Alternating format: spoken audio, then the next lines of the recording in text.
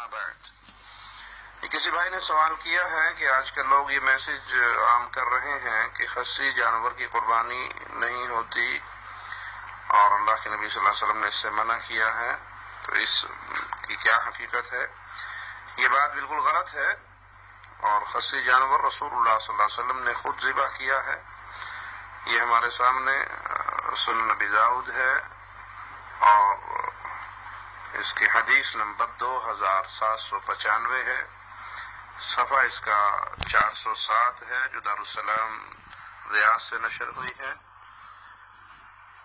عن جابر بن عبد الله قال ذبح النبي صلى الله عليه وسلم يوم الذبح كبشين أقرنين أملحين موجعين. نبی صلی اللہ علیہ وسلم نے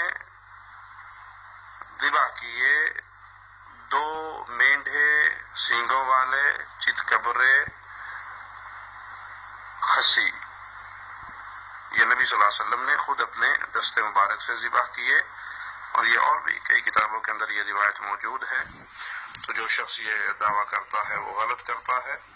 مسنون ہے کہ آپ خصی بکرے کو یا مینڈھے کو ذبح کریں. اللہ ہمیں نبی صلی اللہ علیہ وسلم کی سنت پہ عمل کرنے کی توفیق عطا فرمائے.